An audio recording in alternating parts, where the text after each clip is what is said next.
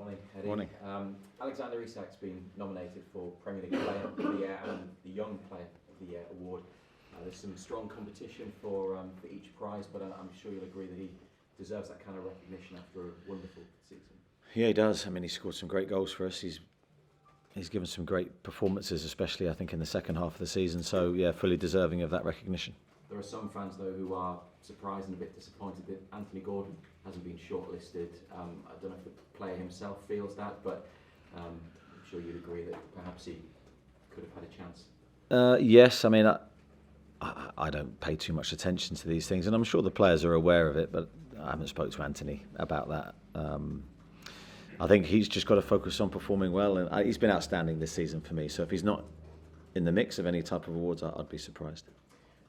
Moving on to injuries, Kieran Trippier, we know, has been away training on his own under the watchful eye of the physio. Is he going to be available for you this weekend? He's getting closer. So he's trained this week for the first time with the group, which has been brilliant. You could really see the strength of the group returning. Some key figures back. So yeah, really pleased. He trained well as well. So been a good week for him. So I'll make a decision today, really, in terms of whether he's involved tomorrow.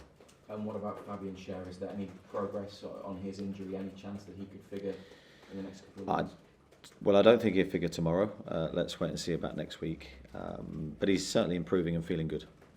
And the two players who came back and came on at Burnley, Miguel Almiron and Joe Linton, have they come through everything, the match and then training this week, fine after their respective injuries? Yeah, they have. They've trained well. Been a good week for them because we were able to get some good work into their bodies. And yeah, they're still building their robustness, I suppose.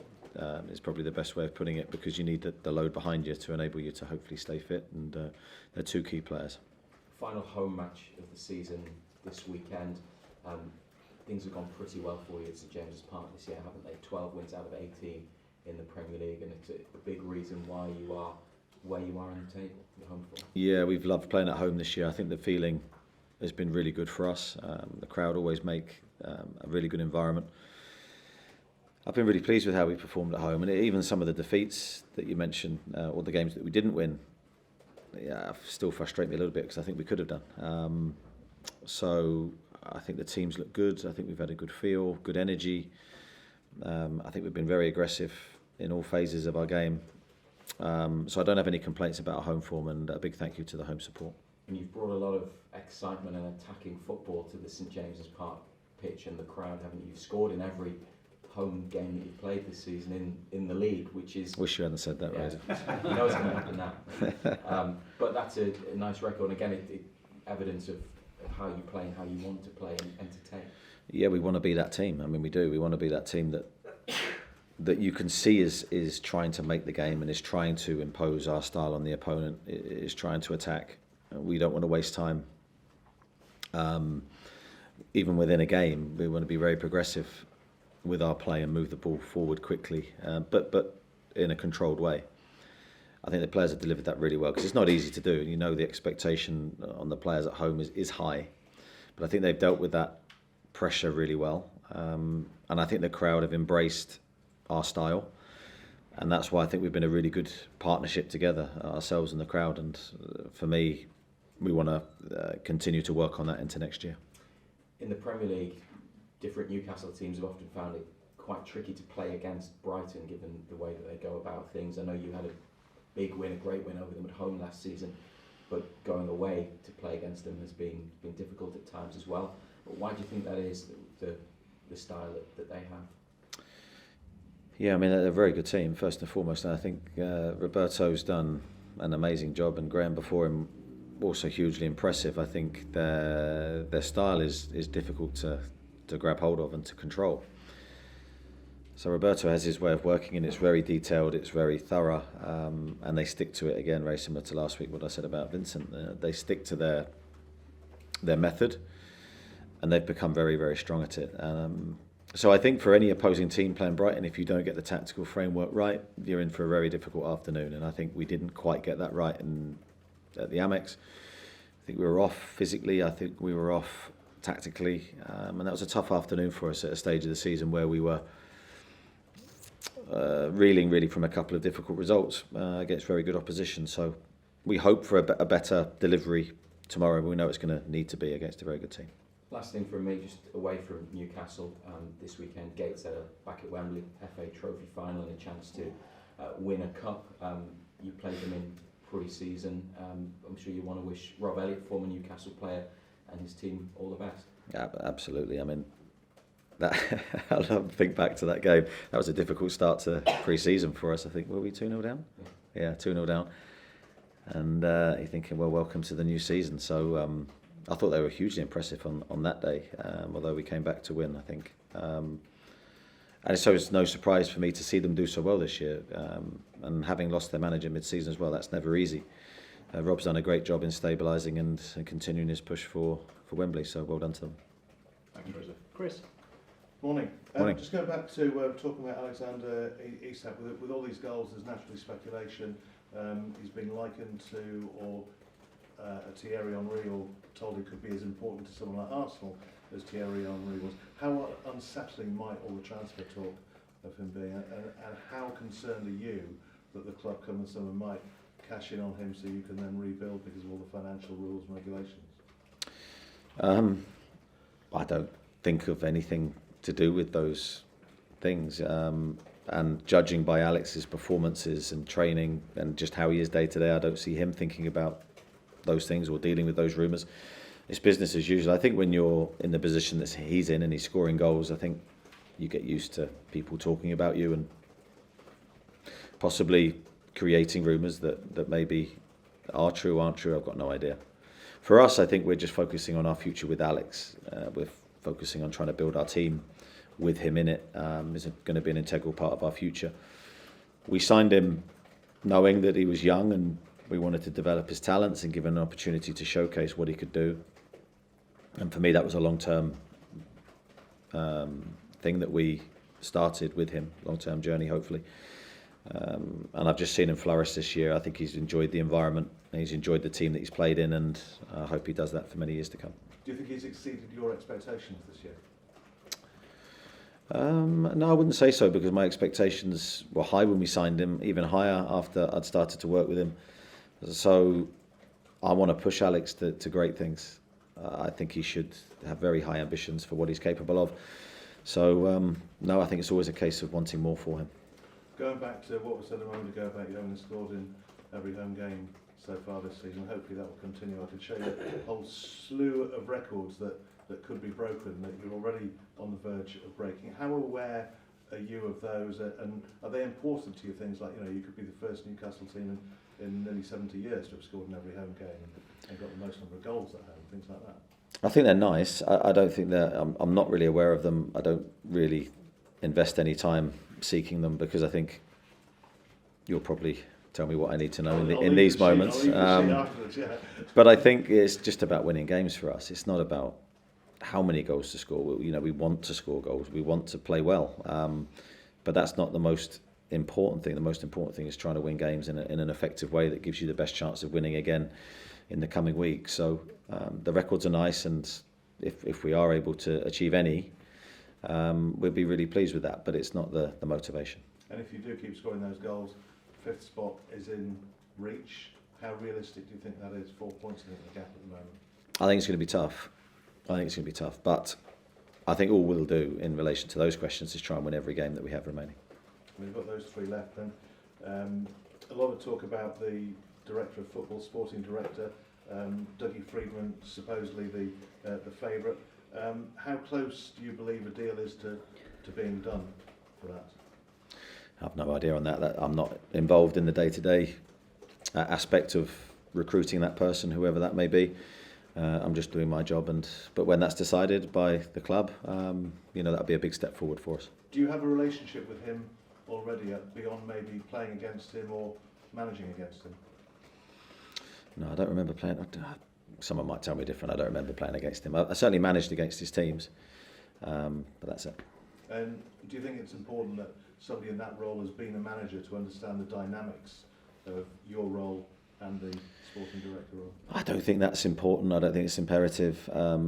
I think it's nice. I think sometimes if the person you're working with and supporting you in the job has an idea and an understanding of what you go through as a manager, but you can see many world-class sporting directors that haven't been in that position. So I think it's all about the individual, not what they've done previously. Okay, thank you. I'll leave that sheet up. Thank you very much. Chris, Andy? Well, Neddy, I know you talked about records and milestones there. Only Kevin Keegan has more wins in their opening 100 games as a Newcastle United manager. I wonder, bearing in mind your relationship with Kevin, how you feel about that? Again, I was totally unaware of that. I think it goes to show what a great job Kevin did. I think it was 55 wins in his first 100 games. I think with statistics and I don't invest, honestly, I don't invest time in it. Maybe at the end of my career, I might look back and go, what did I do? You know, you might, I don't know, but it just seems a waste of time and a waste of energy for me, because I want to control the next 100 games and I want to give ourselves the best chance to win as many games as we can. So my energy has to go to my players, to my staff, to all the day-to-day aspects running this football club, and let me tell you, that takes a lot of energy and a lot of time. Just on the players themselves, Dan Burn, ever since reverting back to that centre-back position, ever since, I suppose, taking on the captaincy armband as well, has seemed to flourish once again. Just how pleased are you with how much of a figure, with how much of a character he's been in the last few weeks as we head towards that business end of the season? Yeah, for me, I think in part the two things you say, the captaincy and the position change, have been important, but for me, probably the bigger thing is his recovery from his back injury, and I think that just took a little bit of time, and he was back way ahead of schedule. He put his body on the line for the team. It was a serious injury, and I think you could see in the first few games when he came back, he wasn't moving as fluently as he was pre-injury. That's regardless of position. But I think you can see he's moving now like Dan Burn, like a brand new Dan Burn, and I think he's been exceptional. And I say this all the time in relation to Dan, he is a true leader. He really is, of every sense of the word. He's definitely someone who enhances our culture and the way that we work behind the scenes. He's a real man, and I mean that as a huge compliment to him in the respect that he demands respect, he commands respect from his peers. I can't speak highly enough of him. One other name that's been bandied around press conferences all the way through the season, I think, is Lewis Hall, obviously. All of the talk about his future and why he's not in the team and all of that. How pleased have you been with the last couple of displays from Lewis? Because amidst all that speculation, amidst all of that, there's been that hard work quite clearly on the training ground to develop into the player that he's showing he is right now. Yeah, a lot of hard work from Lewis. I mean, he has really committed to that. I think it was difficult for him because come to a new football club, you want to impress everybody, you want to play immediately. But as the manager, I have to make what I feel is the right decision for the team, not so much the individual, and I have to pick and choose my moments when those players, start to play. And for me, Lewis had to go through a body of work to get to where he is now. I'm really, really pleased with him. I think he's done very, very well the last group of games that he's played. Very exciting what he could be in the future, because I still think there's a lot of improvement and growth in his game. But I think he's shown a really high technical level. I think his technical delivery against Burnley was very, very good. So yeah, really promising signs for the future. And when you look at Tino on the other side, the age of our two fullbacks against Burnley, that's exciting for what we could be in the future. Just on Brighton, you talk about the game at the Annex earlier on the season, but just referring back to the game at St James's Park last season, it was almost a celebration, wasn't it, that win over Brighton? What were your reflections back on that night? Because that was pretty much the night that led Newcastle towards the Champions League. Yeah, that was a really good performance from us. I thought we were very, very good athletically that day. We really did have to be very good in that respect, because we had to cover a lot of grass. Brighton were trying to build from the back, and we tried to disrupt their rhythm.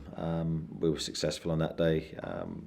But I thought it was a really, really good game between two really strong teams. And I think Brighton is still a very strong team, and we need to be absolutely ready for a tough test. And just very finally, I don't know if you saw, but Bruno Guimaraes had lunch with the under-8s this week. I wonder if you knew of that, firstly, and what you thought of that, and what that says about Bruno as a character as well as a team man.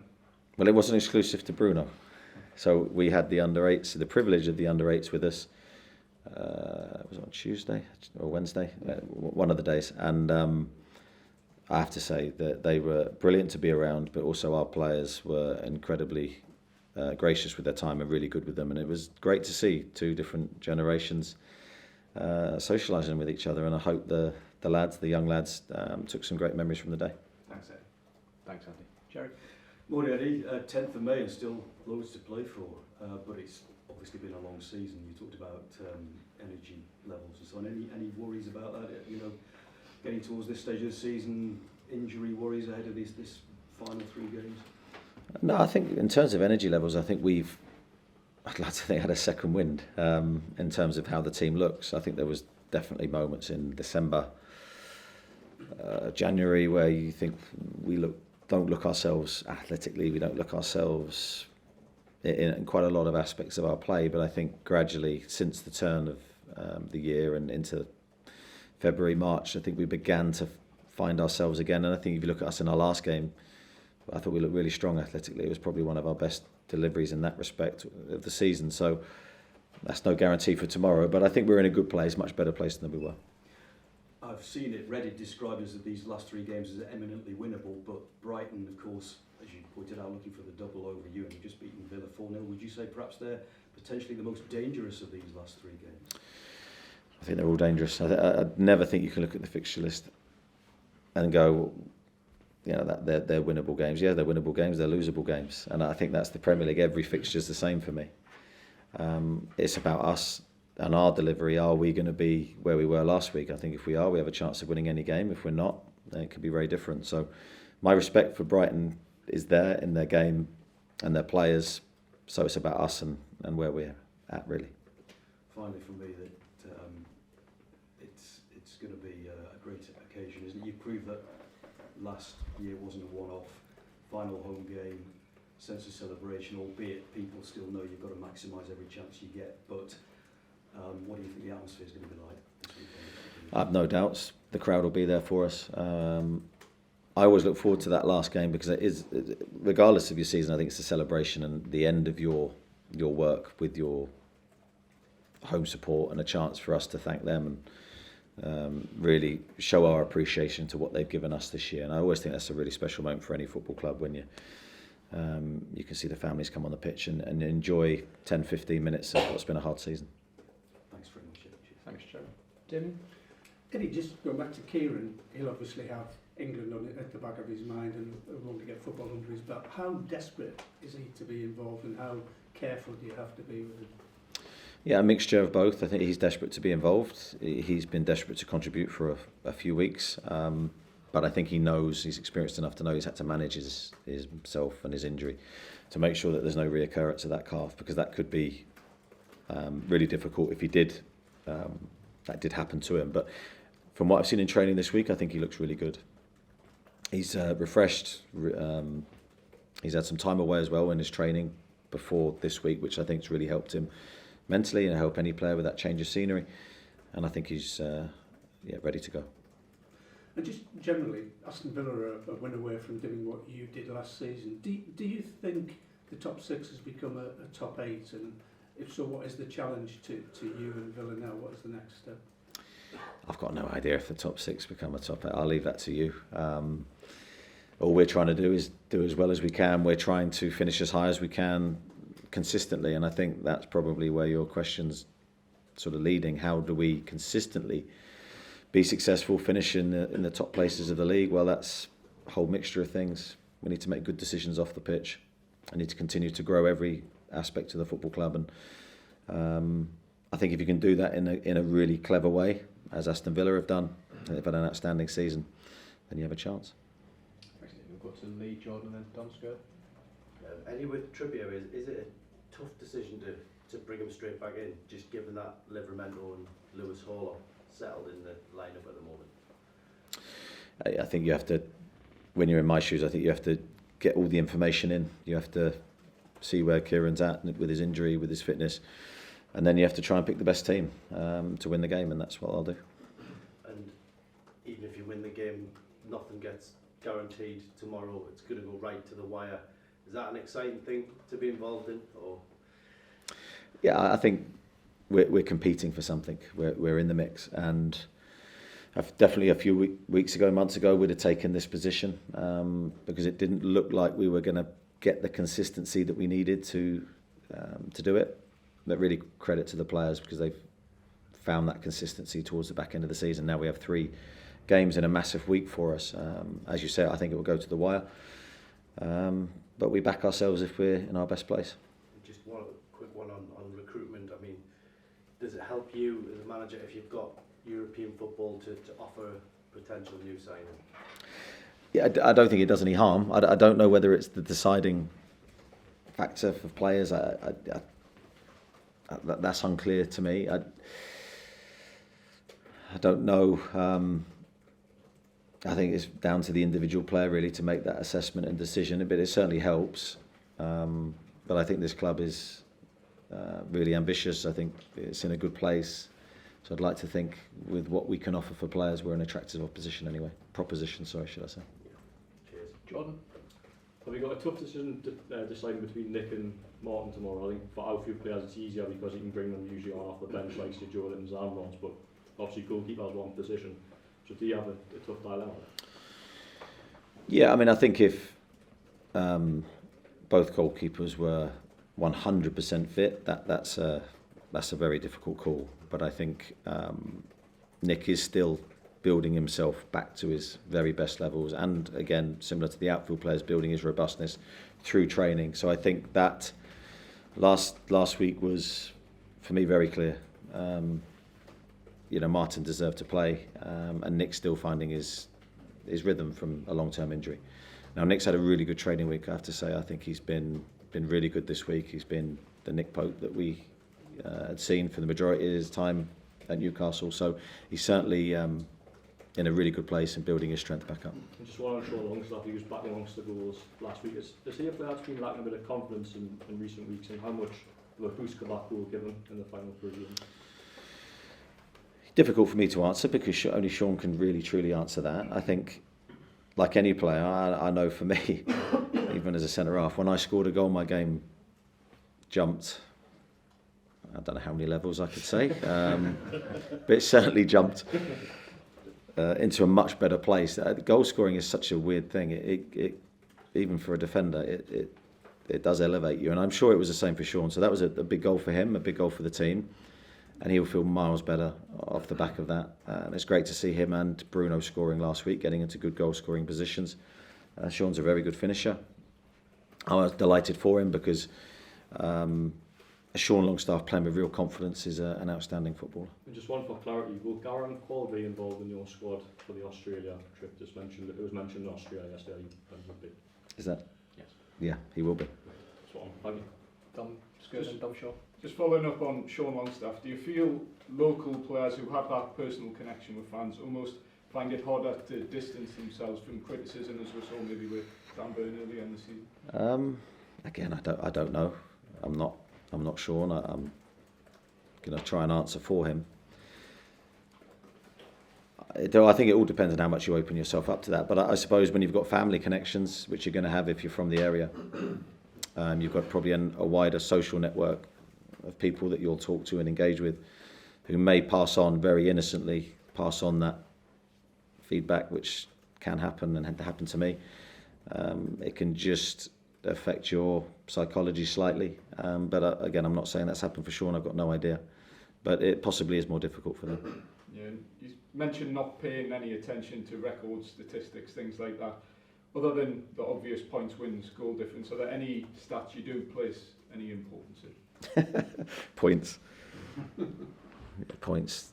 That's it. I mean, of course you have to, because you're looking at the league table. I'm not one of those managers that say I never look at the league table. I'm well aware of where we are and where we want to be. But yeah, I mean, I'm heavily data driven, so I'm heavily looking at statistics and things that affect our performance. But when you're looking at things that don't affect your performance and just the outcome statistics, I won't look at them. Dom Shaw. Is it important to have a sporting director in place before the summer transfer window? Ideally, yeah. I think with any transfer window, whether it's January, whether it's the summer, I think if you can be as best prepared with the best tools, I think you're going to have better results. So, yes, but I don't think it's absolutely imperative, because we will work regardless within the same systems and the same way that we've always done. And I think if you look back at our transfer windows, I can speak since I've been here, I've been pleased. So How much of a say are you having in the recruitment process of the sporting director now of players? No, I've not been involved in that process. Just finally, you mentioned Dan Burn there. Where does he rank in terms of your most important signings? Difficult questions to answer always, but he's been a huge success. I can never number them. I can never, and again, I don't spend time at night going, let's work this out, let's do a top 5. You know? But just in my head, he's been a huge success, and I'm delighted with the signing. Do a top 5 if you want. Maybe tonight I will. Thanks, Tom. I've got Craig, Luke and then Chris. Morning, Eddie. You've not been involved in the recruitment process, but it would make sense for you to be consulted on some level with regard to the sporting director. Has that happened yet? Yes. What did you say? I keep giving you one-word answers, don't I? What did I say? Yeah. Well, no, I've met or spoken to respective people involved in the process, and it's very difficult for me because I'm coming from as I say, I'm not involved in, or I haven't been involved in any of the early stages, so I'm sort of coming in from the side really, so it's difficult to give an opinion, but I have been consulted on it, and I think that's important. When you say met, would that be candidates or people running the process? No, the people running the process. Oh, okay. Anthony was omitted from the young player shortlist, and you were omitted from the manager shortlist. Which is the greater injustice? Yeah, I haven't seen the list of managers. Genuinely, I saw 1 or 2 people had been in there, and I've got no issue with that. I don't waste any time. Those managers will be in there on merit, and I don't waste time sort of judging my own performance. I sort of know where I'm at and what I've done. I'm not really bothered about the external perception, apart from, of course, you guys in here, which is hugely important to me. Where was I? on Anthony as well, you know, just the last one, you know, he gave a great quote recently, you know, availability is the best ability. He's only actually missed 2 games all season, both because of suspension. How does he achieve that, and how is he different to other players in that regard? He's got a unique sort of view on his body. I think he and his mindset is that I'm fit, I'm ready to play. I think if you put a game on sort of the day after a game, he'd go, I'm fit, I can play, no problem. He's got a unique vision on that. There's a lot of players now that are very focused on their body in a different way, where they have to be 100% right to play or to train. Anthony's quite robust in that sense, where he just go, I want to play football. He just loves the game and wants to be out there every minute that he can be. Thanks, Craig. Luke? What have you done to your hand? Do you know, there's a little bit of DIY actually. Okay. And that's why I don't do it. Is it bad? No, it's not bad. I didn't even know I'd done it. It was one of them, you look back down and you see a little bit of blood. My son actually pointed it out. I was like, right, that's it, I'm stopping this. Your best answer of the day. Thank you. Just looking ahead to the summer, there seems to be an assumption of some around the so-called bigger clubs, certainly the richer clubs, that they can pick off your best players this summer. What's your response to that? Yeah, I don't know why that is so sort of relevant or in the news as much as it is. I think for us that we're looking to build, I keep saying it, we're looking to build a squad, we're looking to build a really successful team. Now, to do that, I've always said we don't want to sell our best players. I think that's going to be hugely important for us. It will knock us back some considerable distance because you're then starting again. So no, there's no I think weakness in the club to say that we're going to sell anybody.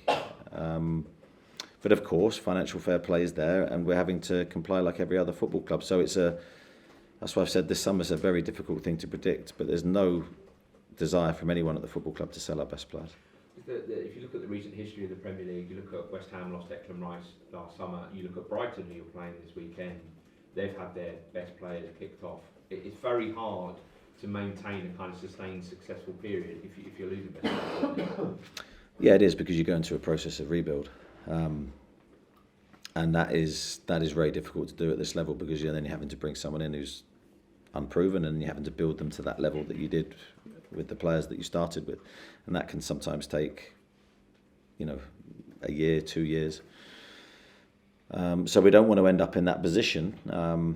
we're fiercely determined to grow on this year. I think we've had a really good season in really tough conditions, and if we got our full squad back, which we hope we can for pre-season, then I think we'll be a really good team. Have you had any conversations about budgets, transfer targets? Is that all ready to go now? I know you tend to step it up from sort of March onwards. Do you? Yeah, I do. Thanks for that. Yeah, well, I think we've had loose discussions. I don't think there's been like a firm sort of budget meeting to go, right, this is the landscape. I think it's been quite informal discussions. I think certainly regarding recruitment targets and players, I'm always, from January onwards actually, I'm always looking then to the next window and starting that process with the recruitment team and starting to watch players, because you can't cram it all into May and June. It's going to be too late. You need to have an idea of who you want much earlier than that. So that started a long time ago. Thank you. Thanks, Luke. Louise? Hi Eddie. Hi. How big a catalyst was your trip to Dubai in your strong finish to the season? Because you seem to have really picked up since you returned. And can a team expect to succeed in a Premier League season without sort of having a breakaway like that? Yeah, I think you can. I mean, I think you can. But I think for us at that moment, we were looking back. That was a difficult evening. Manchester City, we had high expectations in the FA Cup, and that was almost in a lot of people's eyes the end of our season. We never felt that internally, but I think there was possibly, I don't know, I wasn't here, of course, we were on the plane going to Dubai, quite a negative reaction to that defeat. And I think for the players not to be exposed to that and to be the other side of the world was probably a huge positive. And then you add the benefits of the trip are, the weather, of course, training, chance for them to socialise with each other with no distractions, away from a lot of pressure that they're under. I think was really positive for us, and I think we came back in a really good place. I do think it was a pivotal moment in our season because it did seem to change the results. So did you sort of have team meetings there? Did you go into the desert and have truth or honesty sessions as England women once did under Phil Neville? But, yeah, no truth or honesty sessions in the desert, but that does sound good for maybe next year. I'm not sure how the players would have responded to that, but hey, I'm up for new ideas. Thanks, Louise. Chris and then Martin. Eddie, you said about there's no weakness in the club to say we're going to have to sell anybody. You said there's been sort of preliminary discussions about potential budgets or something. Have you been told that you will have to move players out, though, even if it isn't necessarily one of the sort of big names? Is there going to have to be movement outwards as well as inwards, given the PSR situation? There'll have to be movement out, but I think, like you said in your question, there's no specific brand of player or type of player, age of player, whatever, however you want to look at it, that's assigned to that. And in terms of the last weekend, you had to bring on Joe Linton and Almiron. You've got a very strong bench. How different is it for you as a manager when you have that? I mean, you look back at the first game of the season and you were already winning and you brought on players and scored more goals, and that seemed to be the idea, at least at the start of the season, obviously for large parts, but you haven't had that. How different for you as a manager to have that tool of having the sort of first team players to bring on the last half an hour? Yeah, it's massive. You're instantly thinking, if the game's not going your way, I can change it. I've got players that can make a difference. So your mindset's totally different. If you don't have those options, you're in a state of, right, how can I change it with the players I have on the pitch, which is obviously a lot more difficult. So we were in that phase probably for about 2 months of the season, which was never ideal, and that was no criticism of the players we had on the bench at the time, but the majority of those players were defenders, so it was very difficult to find an attacking change that could make a difference and make us better. But now that situation is very different, and yeah, the players we have come on and make an instant impact when players are fatiguing. I mean, that's huge for us. Just quickly on that, having 5 substitutions in the Premier League, has that fundamentally changed the game in that sense as well, do you think? I think it allows you to make your changes early, and I've always been a big believer in that as the manager, that you give good players a real chance to get into the game. I think if you're giving them 10-15 minutes at the end, they can still change the game, but it's a lot harder. If you're giving players half an hour, they have a real opportunity to decide the game, and we've had a lot of goals from substitutes this year. I think really good numbers. And that's testament to their attitude when they come onto the pitch, and of course their ability. Okay, Martin. Hi Eddie, just regarding Bruno and Alex, I guess, who are the two big startings, do you expect them to be here next season? Yeah, I do. I'm planning for them to be here. Yeah, all my planning is with them in the squad. And has there been any conversation with them through the speculation? No, not in terms of the speculation. I talk to them all the time about different things. And yeah, of course, their future might come in within those discussions, but not necessarily about the media stories. I wouldn't necessarily begin a conversation about that. Sure. And just on Anthony Gordon, is there an attacking wide play you'd swap him for? And do you expect him to play and perhaps star in the Euros this season? No, there isn't. And I think that's attached to my love for my players. Like, of course, I know them, I build relationships with them, I work with them. No part of me could then ever go, well, I'll swap him with him. That just not in my psychology. I end up believing my best players are the best players in the league when I work with them, and I want them. If they're not, then I want them to be that.